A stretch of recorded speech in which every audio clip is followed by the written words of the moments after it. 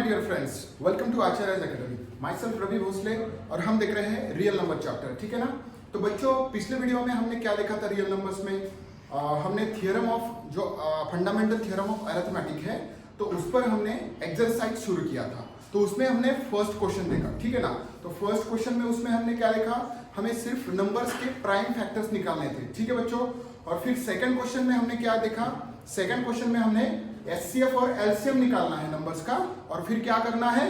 उस फॉर्मूला में पुट करके वो प्रूव करना है। तो कौन सा फॉर्मूला था बच्चों? वो HCF into LCM equal to product of two numbers, ये फॉर्मूला था बच्चों। ठीक है ना। HCF into LCM equal to product of two numbers. ठीक है बच्चों।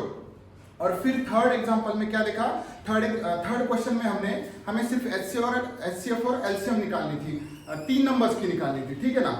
सेकंड क्वेश्चन में दो ही नंबर्स थे और थर्ड क्वेश्चन में तीन नंबर्स की निकालनी है। तो तीन नंबर्स का जो प्रोसेस है वो सेम है। ठीक है बच्चों। अब हम देखेंगे फोर्थ क्वेश्चन। तो फोर्थ क्वेश्चन में क्या करना है बच्चों? तो fourth question is given that the HCF of 306 and 657 equal to 9। Okay. तो यहाँ पे एचसीएफ गिवन है दो नंबर्स की। तो दो नंबर्स कौन से हैं? 306 एंड 657 इक्वल टू क्या है? HCF is 9. So find LCM of 306 and 657. तो अभी HCF is given and we have to find out LCM. तो अभी बच्चों यहाँ पे कैसे फाइंड आउट करेंगे आप? तो ठीक है, अभी देखो यहाँ पे HCF LCM तो हम फाइंड आउट कर सकते हैं। हमारी जो मेथड है कि दो नंबर का हमें क्या करना पड़ता है? प्राइम फैक्टराइजेशन करना पड़ता है, और फिर बाद में उनमें जो भी कॉमन फैक्टर्स है वो हम नीचे लेके उसकी HCF LCM निकाल सकते हैं। कॉमन फैक्टर्स एचसीएफ में कॉमन फैक्टर्स लेते हैं और एलसीएम में हम ऑल द ईच फैक्टर्स के ग्रेटेस्ट पावर लेते हैं। पर इसमें इस क्वेश्चन में उस तरीके से उस मेथड से हमें नहीं निकालना है एलसीएम। ठीक है ना। तो इसमें एचसीएफ इज गिवन एज 9, सो इसमें एलसीएम हमें निकालना है। तो यहाँ पे वो जो फॉर्मूला था जो हमने देखा था, ठीक है ना, जो हमने सेकंड क्वेश्चन में देखा था, वो फॉर्मूला हमें यहाँ पे यूज करना है बच्चों। ठीक है। अभी यहाँ पे सॉल्यूशन में जो गिवन है वो हम लिखेंगे। तो यहाँ पे गिवन क्या है? HCF of 306, 657 is equals to 9. Okay, so HCF is given and we have formula that is HCF into LCM is equals to product of two numbers. Product of two numbers.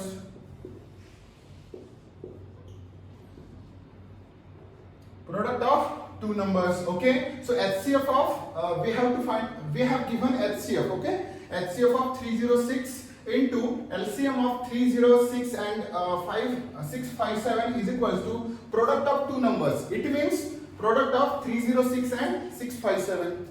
यहाँ पे product कौन सा आएगा? दो numbers का product, मतलब यहाँ पे 306 into 657 आएगा, और यहाँ पे एलसीएम की जगह पे मैं एचसीएफ की जगह पे एचसीएफ पुट करूंगा, और हमें एलसीएम यहाँ से हम निकाल सकते हैं। ठीक है बच्चों। तो एचसीएफ ऑफ क्या है बच्चों? 306 and 657 into LCM of 306 and 657 is equals to product of two numbers, that is 306 into 657. यहाँ पे प्रोडक्ट ऑफ टू नंबर्स मतलब दो नंबर्स कौन से हैं हमारे पास? 306 एंड 657। यहाँ से मिल गए दो नंबर्स, क्योंकि एचसीएफ ऑफ ये दो नंबर्स का 9 है। ठीक है। HCF of 306 and 657 is 9। सो यहाँ पे मैं एचसीएफ की जगह पे 9 पुट करूंगा बच्चों। ठीक है। अब उसके बाद एलसीएम हमें निकालनी है, तो हमें एलसीएम को एज इट इज रखना पड़ेगा। LCM of 306 and 657। ठीक है बच्चों। अभी यहाँ पे ये एज इट इज हम यहाँ पे रखेंगे। अभी तो फिलहाल मल्टीप्लाई नहीं करेंगे इससे। ठीक है। ओके। फिर बाद में हम क्या करेंगे? हमें एलसीएम निकालनी है, तो हम क्या करेंगे? ये 9 मल्टीप्लीकेशन में है, तो राइट हैंड साइड में जाके वो क्या जाएगा? डिवीजन में जाएगा बच्चों। ठीक है। सो LCM of 306, 657 is equal to 30. Okay, यहाँ पे LCM of 306, 657 is equals to, okay, सो ये 9 क्या होगा? पहले तो ये 306 इंटू 657 लिखना है बच्चों, और फिर बाद में ये 9 क्या होगा, डिवाइड में जाएगा, इन दोनों के डिवीजन में जाएगा बच्चों, ठीक है। अब यहाँ पे ये सॉल्व जब आप करेंगे तब आपको मिलेगी LCM of this two numbers, okay. तो यहाँ पे डिवाइड मल्टीप्लाई करने से पहले हम देखेंगे कि 9 किसी से मतलब 9 से डिवाइड होता है क्या यहाँ पे एक आधा नंबर, तो अभी 9 से ये डिवाइड होता क्या, 9 3 जा 27, यहाँ पे 3 बचेगा 36 होगा, 9 4 जा 36, मतलब 9 से 306 डिवाइड हो रहा है बच्चों। तो कितने से हो रहा है, 9 1 जा 9, 9 3 जा 27, 3 बच रहा है तो 36 हो रहा है। सो 9 4 जा सॉरी हाँ बराबर 9 4 जा 36, ओके बच्चों, 9 4 जा 36। तो यहाँ पे कितना आ रहा है, 34 आ रहा है, ठीक है, 34 आ रहा है, और इंटू 657 जो भी है हमारा नंबर, ठीक है। और अभी इनकी जो मल्टीप्लिकेशन रहेगी वो क्या रहेगी, एलसीएम, वो क्या रहेगी, एलसीएम ऑफ 306, 657, ओके। तो यहाँ पे मल्टीप्लाई करते हैं हम 657 इंटू 34, ठीक है बच्चों। अभी ये 7 4 जा 28, 8 2 कैरी, 5 4 जा 20 and 2 22, 2 carry, 6 4 जा 24 and 2 26, ओके बच्चों। 7 3 जा 21, 1 2 carry, 5 3 जा 15, 15 and 2 17, 7 1 carry, and 6 3 जा 18 and 1 19। तो बच्चे यहाँ पे एडिशन आएगी 8 3 7 and 6 is 13, 1 carry, and that is 10 and 2 is 12 and 1 carry, that is 2 2 3 3 8, 2 2 3 3 8, okay, 2 2 3 3 8 will be the LCM of 306 and 657, okay। तो ऐसे आपको निकालना है यहाँ पे, ठीक है बच्चों, ओके।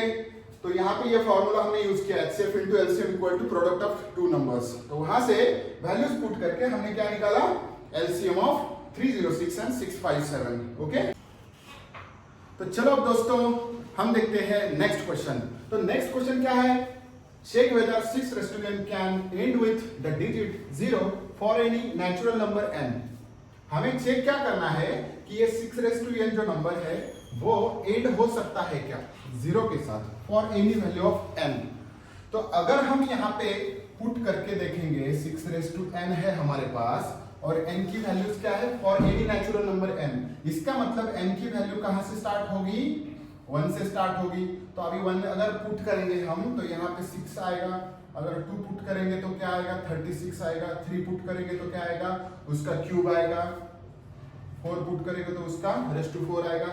तो यहाँ पे 6 आएगा लास्ट में, किसी भी नेचुरल नंबर की वैल्यू में क्या आएगा, लास्ट में 6 आएगा ही आएगा। तो इसका मतलब क्या है कि ये 6 raised to n it can not be and with the digit 0 for any value, natural value मतलब नेचुरल नंबर n। तो इसे ऐसे प्रूव नहीं करना है बच्चों, हमारी जो मेथड है थोड़ी अलग मेथड है। अभी यहाँ पे ऐसे अगर प्रूव करेंगे तो आपको मार्क्स नहीं आएंगे। तो कैसे प्रूव करना है बच्चों, प्राइम फैक्टराइजेशन मेथड से प्रूव करना है इसे, ठीक है ना। तो अभी देखो यहाँ पे 6 raised to n जो है, सो पहले तो यहाँ पे लिखना है आपको कि if any number is divisible by, if any number ends with 0 digit it should be divisible by 10, it should be divisible by 10, okay. If any number, अभी 0 से अगर डिवाइड हो रहा है वो नंबर, तो हमें पता है यार 10 की डिविजिबिलिटी क्या है, डिविजिबिलिटी जो ये है, तो उसमें जो नंबर है it should be and with 0, then and then only it can be divisible by 10, okay। so यहाँ पे हम लिखेंगे if any number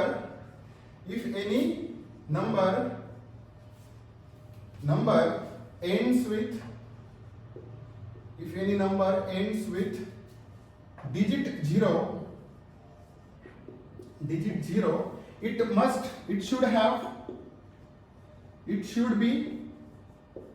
it should be divisible by, it should be divisible by 10, it should be divisible by 10, it means 10 के factors क्या होते हैं बच्चों, 2 into 5, it means it should be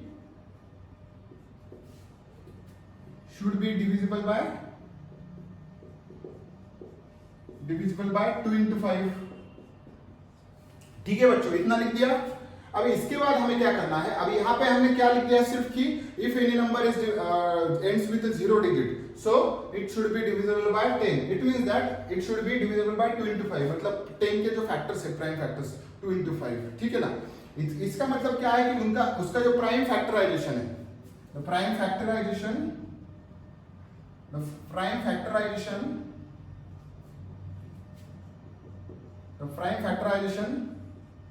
should be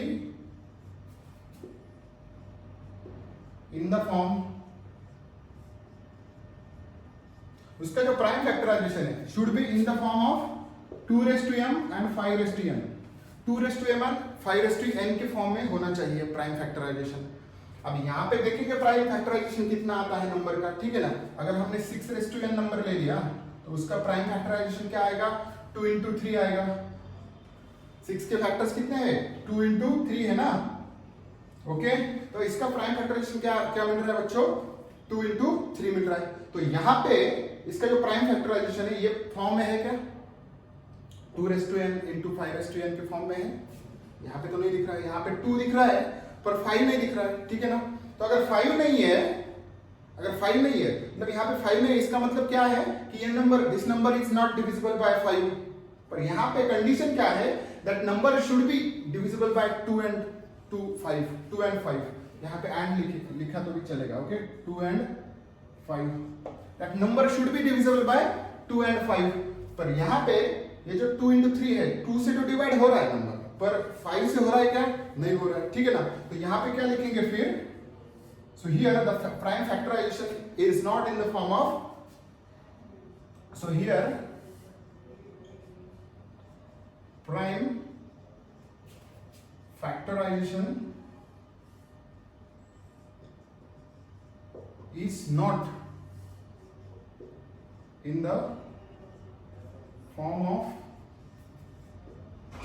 2 raised to m into 5 raised to m. Here 6 is not divisible, 6 will not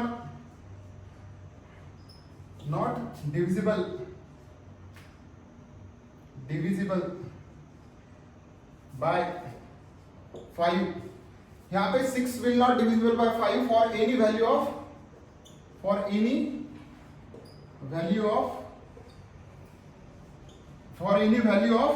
n।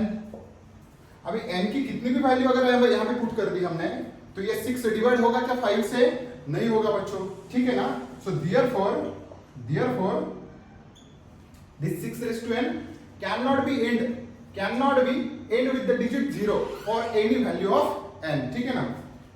सो यहाँ पे direct लिखेंगे हम 6 raised to n cannot be, therefore 6 raised to n cannot be end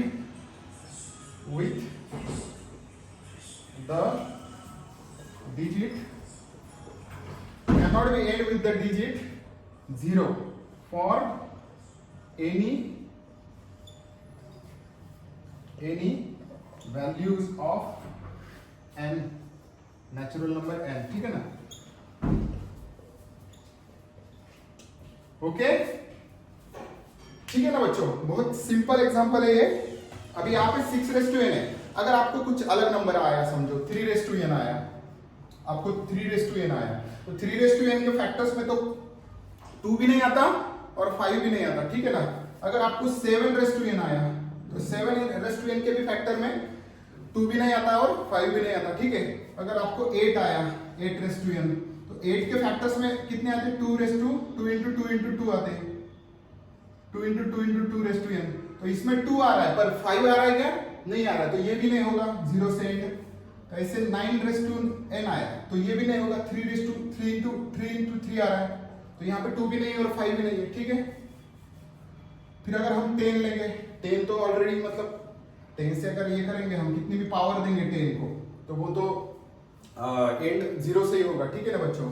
तो इसके बाद अगर फिर हमें क्या लेना पड़ेगा 20, तो 20 into 20 raised to n के लिए कितनी भी पावर जब आई यहाँ पे तो वो क्या होगा, एंड क्या होगा, it will be and with the 0 digit, ठीक है ना, क्योंकि यहाँ पे जो फैक्टर्स आएंगे वो क्या आएंगे, 2 into 2 into 5 आएंगे, तो यहाँ पे 2 into 5 के फॉर्म में है, तो इसलिए ये जो 20n है वो क्या होगा, एंड होगा 0 डिजिट से for any value of n, ठीक है बच्चों, ओके। तो बच्चों अब हम देखेंगे next question, that is question number 6। तो क्वेश्चन नंबर 6 क्या है, explain why 7 into this expression 7 into 11 into 13 plus 13, ये जो एक्सप्रेशन है, and this expression 7 into 6 into 5 into 4 into 3 into 2 into 1 plus 5 are composite numbers. तो यहाँ पे हमें क्या बताना है कि ये दो नंबर्स कॉम्पोजिट है, ठीक है ना। तो ये कैसे बताएंगे बच्चों, अभी ये देखते ही देखते आपको ये पता होना चाहिए कि ये हमें सॉल्व करना है, क्या मालूम होना चाहिए आपको कि ये मुझे सॉल्व करके देखना है कि उसके मतलब प्राइम फैक्टर्स कैसे आते हैं। तो मैंने आपको बताया था बच्चों कि नंबर्स दो नंबर्स में डिवाइड होते हैं, एक तो प्राइम नंबर्स और दूसरे कॉम्पोजिट नंबर्स। जैसे कि इवन और ऑड नंबर्स होते हैं, मतलब नेचुरल नंबर्स दो नंबर्स में डिवाइड है, एक तो even which are divisible by 2, एक तो odd which are not divisible by 2। तो वैसे ही same natural numbers are also divided into other two groups. So the first is composite numbers and the second is prime numbers. The numbers which are not prime are composite numbers and numbers which are not composite are prime numbers. तो मैंने आपको बताया था कि composite number मतलब क्या।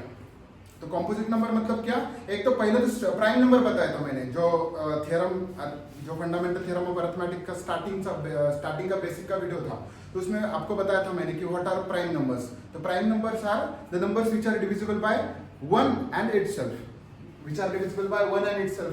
तो उसके एग्जांपल्स दिए थे मैंने 2, 3, अगेन 4 तो नहीं है, 4 कॉम्पोजिट होगा, फिर 5 प्राइम होगा क्योंकि वो 5 and only 1 and only itself से डिविजिबल है, फिर 6 तो 1 से भी है, 2 से भी है, 3 से भी है और 6 से भी है, मतलब ये कितने फैक्टर्स हो रहे हैं, मोर देन 2 हो रहे हैं बच्चों। 7 1 से है और 7 से है सिर्फ, तो ये प्राइम होगा। 8 को देखें तो 1 से भी होता है, 2 से भी होता है, 4 से भी होता है और खुद 8 से भी होता है।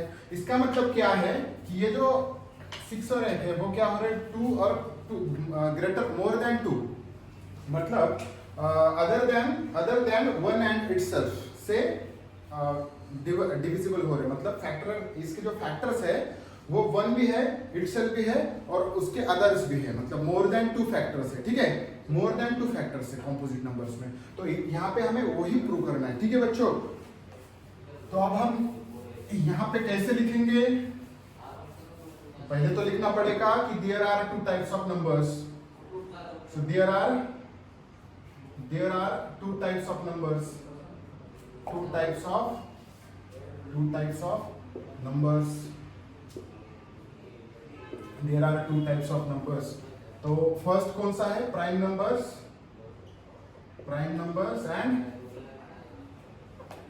And composite numbers।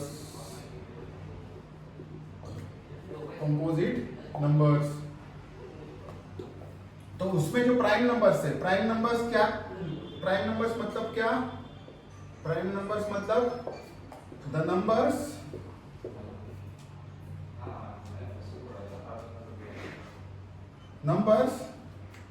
divisible by 1 and itself। और composite numbers क्या होते हैं बच्चों, composite numbers are the numbers, यहां पे डायरेक्टली लिखता हूं मैं, which are divisible by other than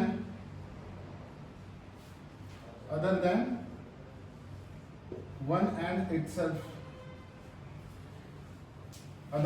and itself, which are divisible by other than 1 and itself। मतलब 1 and itself तो से तो होते हैं, पर other than 1 and itself से भी वो divisible होते हैं composite numbers, ठीक है बच्चों। अब क्या करेंगे हम, अब तो ये जो है एक्सप्रेशंस ये हम यहाँ पे लिखेंगे, ठीक है, और उनके प्राइम फैक्टर्स देखेंगे निकाल के क्या आते हैं। तो यहाँ पे 7 में फर्स्ट एक्सप्रेशन ले रहा हूँ, तो उनके हमें क्या करने पड़ेंगे, फैक्टर्स निकालने पड़ेंगे। सो 7 इंटू 11 इंटू 13 इंटू प्लस 30। ठीक है बच्चों, अब यहाँ पे ये तीनों मल्टीप्लिकेशन में है और यहाँ पे एडिशन का साइन है और बाद में क्या है 13 है। तो यहाँ पे हमें क्या करना पड़ेगा, कुछ कॉमन आता है क्या वो देखना पड़ेगा पहले। तो अभी यहाँ पे 13 है और यहाँ पे भी 13 है, तो हम 13 यहाँ से कॉमन ले सकते हैं। सो 13 मैंने कॉमन ले लिया, तो अंदर क्या बचेगा, सिर्फ 7 इंटू 11 बचेगा बच्चों। ठीक है, 7 इंटू 11 प्लस यहाँ पे 13 अगर कॉमन आया तो यहाँ पे 1 बचेगा।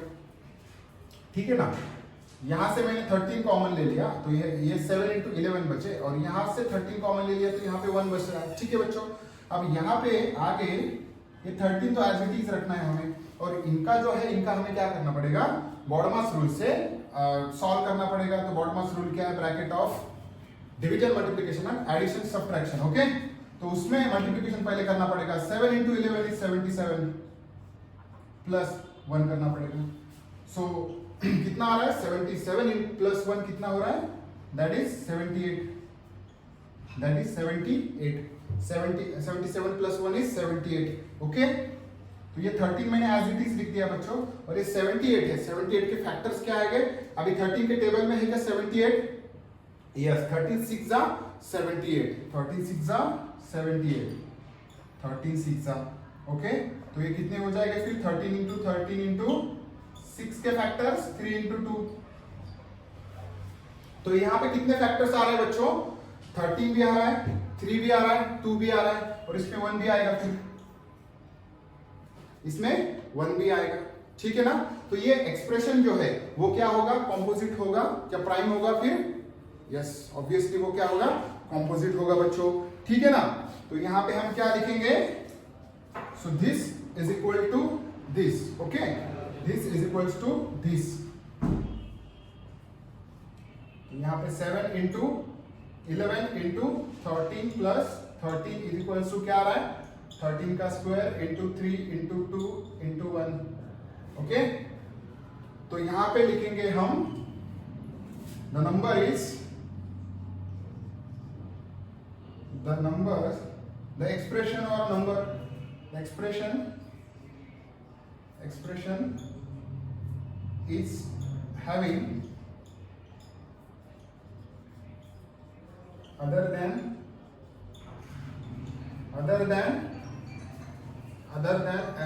expression is having factors, prime factors.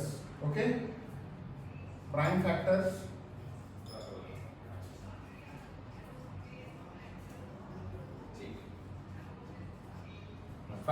other than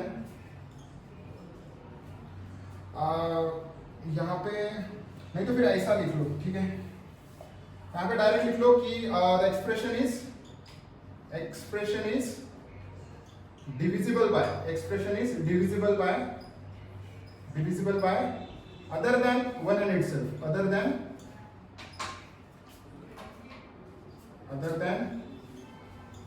one and itself. So therefore this expression is composite number. ठीक है ना, therefore this expression is 7 into 11 into 13 plus 13 is composite numbers. ठीक है, अब इसका देखेंगे सेकंड इसका। ठीक है ना, सेकंड इसमें क्या है, 7 into 6 into 5 into 4 into 3 into 2 into 1 plus 5। ठीक है, अब इसमें क्या आएगा बच्चों, इसमें अभी यहाँ पे क्या है, यहाँ पे भी 5 है और यहाँ पे भी क्या है 5। ओके, तो ये 5 क्या होगा, ये कॉमन हम ले सकते हैं 5 को। ठीक है, तो यहाँ पे क्या रहेगा, ये बचे हुए सब रहेंगे 7 into 6 into 4 into 3 into 2 plus ये 1। ठीक है, 1 भी देंगे हम। ठीक है ना, प्लस ये 5 कॉमन आएगा तो यहाँ पे 1 रहेगा। ठीक है, और इसकी मल्टीप्लिकेशन क्या आएगी बच्चों, इसकी मल्टीप्लिकेशन हमें निकालनी है, तो यहाँ पे 5 इंटू मल्टीप्लिकेशन क्या आएगी, 3 2 6, 6 4 24, 7 6 42 इंटू 24 प्लस 1, तो इसका मल्टीप्लिकेशन क्या आएगा? 24 2 जा 48, 8 4 कैरी, यहाँ पे कितने कैरी है? 4, ठीक है। सो 24 4 जा कितना आएगा? 6, 24 4 जा कितना आएगा? 16 1 कैरी 96 एंड 4 100, ठीक है। यहाँ पे कितना आ रहा है? 1008 प्लस 1, ठीक है। सो 1008 प्लस 1 इज 1009, ठीक है बच्चों। यहाँ पे कितना मिल रहा है? 1009 मिल रहा है। 1009 इंटू 5, ओके। अभी 1009 के आप फैक्टर्स निकाल सकते हो क्या? 1009 के फैक्टर्स हम निकाल सकते हैं क्या बच्चों? अगर हम यहाँ पे देखेंगे फैक्टर्स अगर निकालने हैं हमें, तो 2 से डिवाइड होगा कि नहीं होगा? ऑड है। 3 से होगा क्या? 3 3 जा 9 1 0 रहेगा। 3 3 जा 9 1 9 रहता है, नहीं होगा। 4 से तो नहीं होगा, ठीक है। 5 से होगा क्या? नहीं होगा, क्योंकि 0 और 5 चाहिए लास्ट में। 6 से होगा क्या? 6 से देखेंगे, 6 1 जा 6 4 0 रहेगा। 6 6 जा 36, फिर से 49 आएगा, तो 6 से भी नहीं हो रहा है। 7 से 7 1 जा 7 4 जा 7 से भी नहीं हो रहा है। 8 से नहीं होगा क्योंकि ऑड है, ठीक है। 9 से 9 1 जा 9 9 2 जा 18, 9 से भी नहीं हो रहा है। 10 से नहीं होगा। 11 से 99 19 नहीं होगा। 12 से भी नहीं होगा। 13 से, तो 13 से अगर 13 9 जा 91, फिर से यहाँ पे कितना आ रहा है? 99, तो 13 से भी नहीं जा रहा है। 14 से तो नहीं जाएगा। 15 से जाएगा क्या? 15 से तो नहीं जाएगा। 15 से लास्ट में 5 और 0 चाहिए। 16 से जाता क्या? नहीं जाएगा क्योंकि ऑड है। 17 से जाता क्या? तो ऐसे देखना है बच्चों। तो ये क्या हो रहा है? किसी से भी नहीं जा रहा है, तो ये क्या होगा? प्राइम होगा, ठीक है ना बच्चों। सो 1009 इज प्राइम नंबर, तो यहाँ पे ये इतने फैक्टर आएंगे बच्चों, ठीक है ना। तो यहाँ पे हम क्या करेंगे? फिर ये 1 भी आएगा, ठीक है। तो 1 यहाँ पे 1 फैक्टर तो सब में आता है, ठीक है ना बच्चों। तो यहाँ पे कितने फैक्टर आ रहे हैं? 5 आ रहा है और एक 1009 आ रहा है। मतलब यहाँ पे जो फैक्टर्स है अदर देन 1 एंड इटसेल्फ यहाँ पे मिल रहे हैं हमें, ठीक है ना। तो इसलिए हम यहाँ पे क्या लिख सकते हैं? So this expression is composite numbers, ठीक है ना। सो देयरफॉर यही जो सेंटेंस है यहाँ पे लिखना है, expression is divisible by other than 1 and itself. Expression is divisible by other than 1 and itself. So therefore ये क्या आएगा? एक्सप्रेशन इज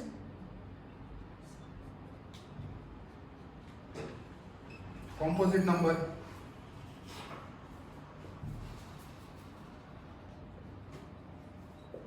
ठीक है। Expression is composite number.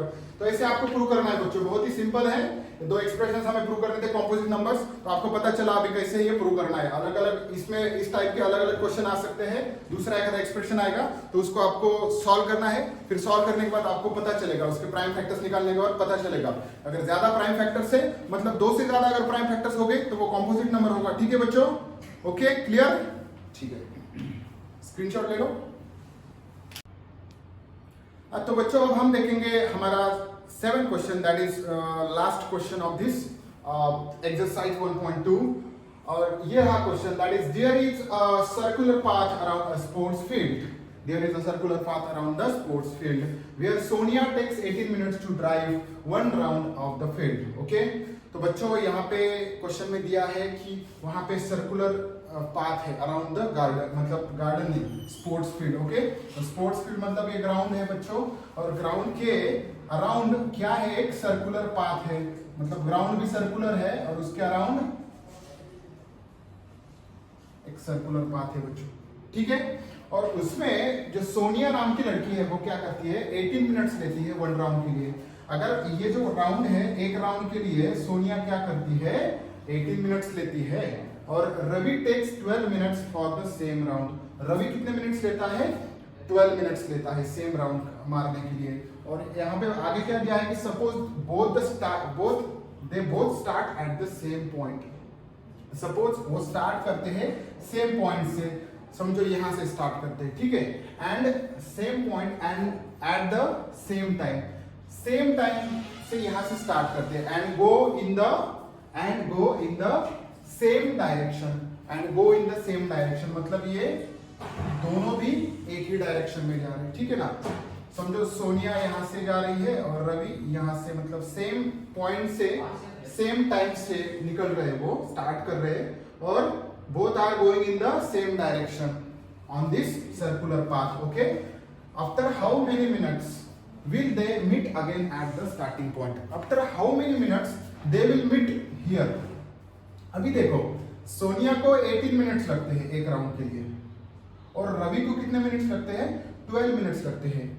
यहां से यहां आने के लिए रवि को कितने मिनट्स लगते हैं? 12 मिनट्स, और सोनिया को यहां से यहां आने तक कितने मिनट्स लगते हैं?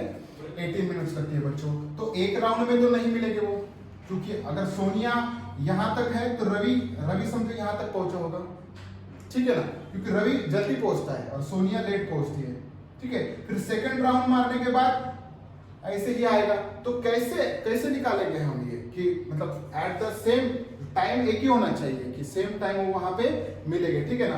Eight what how many minutes, after how many minutes they will meet at this same place, ठीक है ना। अगर यहां पे देखो सोनिया अगर लेती है 18 minutes for one round, Sonia 18 minutes for one round लेती है, तो 18 मिनट्स में उसका वन राउंड हो जाएगा, ठीक है। और रवि कितने मिनट्स लेता है? 12 मिनट्स लेता है, कितने राउंड के लिए? वन राउंड के लिए, ठीक है बच्चों। फिर सोनिया 2 राउंड के लिए कितने लेगी बच्चों? 2 राउंड्स के लिए कितने लेगी? 36 मिनट्स लेगी, ठीक है। और रवि के 2 राउंड्स के लिए कितने मिनट्स जाएंगे? कितने मिनट्स के बाद 2 राउंड्स कंप्लीट हो गए? 12 2 24 मिनट्स के बाद। फिर तीसरा राउंड अगर रवि कंप्लीट करेगा तो उसके लिए कितने मिनट्स हो गए? फिर 36 मिनट्स। तो यहाँ पे देखो सोनिया के जब 2 राउंड हो रहे तो 36 मिनट में उसके 2 राउंड यहाँ पे कंप्लीट हो रहे, ठीक है। तो सोनिया जब यहाँ से एक राउंड फिर से 2 राउंड के बाद 36 मिनट्स के बाद यहाँ पे आ रही है, और रवि 1 राउंड 2 राउंड और 3 राउंड के बाद यहाँ पे आ रहा है, मतलब सेम टाइम।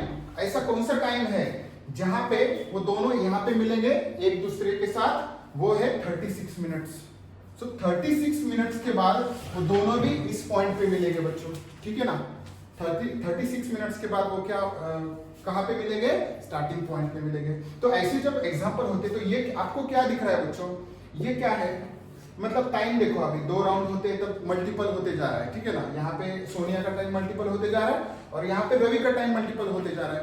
तो इनके जो कॉमन मल्टीपल, मतलब जो लिस्ट एलसीएम है ना, ये LCM list common multiple, okay, list common multiple, okay. तो यहाँ पे लिस्ट कॉमन मल्टीपल कौन सा आ रहा है? 36 आ रहा है, 36 मिल रहा है। मतलब इस टाइम को वो क्या करेंगे? एक दूसरे के साथ मिलेंगे यहाँ पे, ठीक है ना। दोनों का टाइम यहाँ पे सेम आ रहा है 36, ठीक है ना। तो ऐसे आपको निकालना है। तो यहाँ पे हम कैसे लिखेंगे फिर? How many minutes, after how many minutes they will meet again at the starting point. तो यहाँ पे क्या लिखना पड़ेगा? Sonia takes 18 minutes to drive 1 round, ठीक है। और Ravi takes 12 minutes to drive 1 round. So the time, the minutes, time at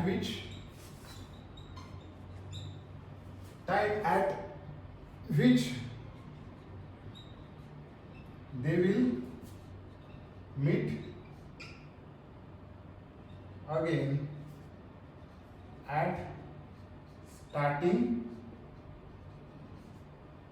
point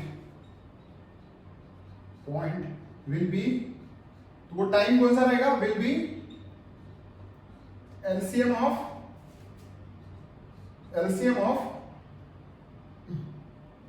12 minutes LCM of time taken by Ravi for one round and 18 minutes. It's the time taken by Sonia for one round. ठीक है बच्चों, okay?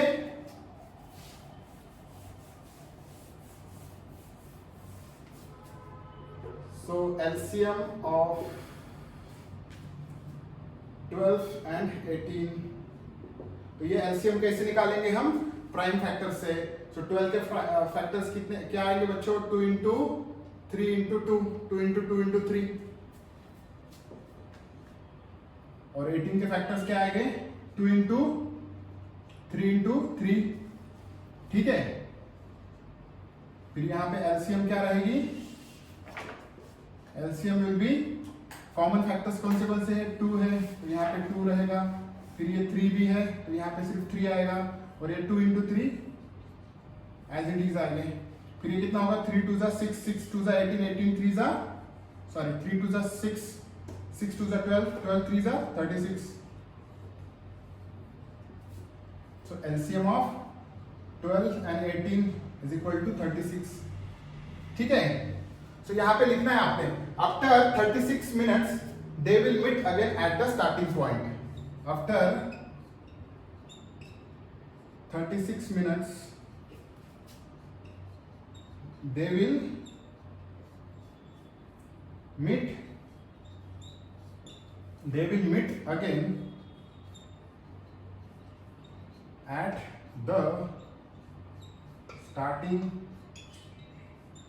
the starting point. ठीक है बच्चों, okay? After 36 minutes they will meet again at the starting point, ठीक है? Screenshot ले लो बच्चों। समझ में आ रहा है आपको ये एग्जांपल? कुछ नहीं, हमने सिर्फ क्या किया कि ये जो ग्राउंड था उसको सोनिया और रवि क्या कर रहे हैं? राउंड मार रहे। तो यहाँ पे सोनिया लेती है 18 मिनट्स और रवि लेता है 12 मिनट्स। तो उन दोनों का जो LCM रहेगा वो क्या रहेगा? After that time they will meet again at the same point, ठीक है बच्चों? और ये यहाँ पे लिखना है जो गिवन है, ये यहाँ पे लिख दिया सोनिया टेक्स, रवि टेक्स। तो time at which they will meet again at the starting point will be the LCM of that time, okay?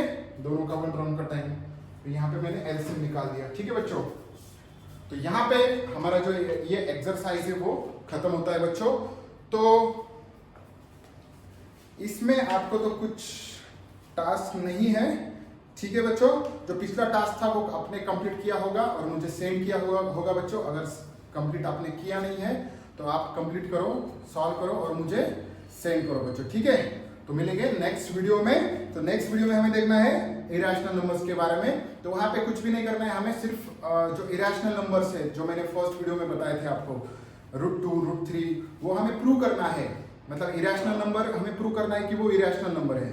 तो वो हम कैसे करेंगे नेक्स्ट वीडियो में देखेंगे।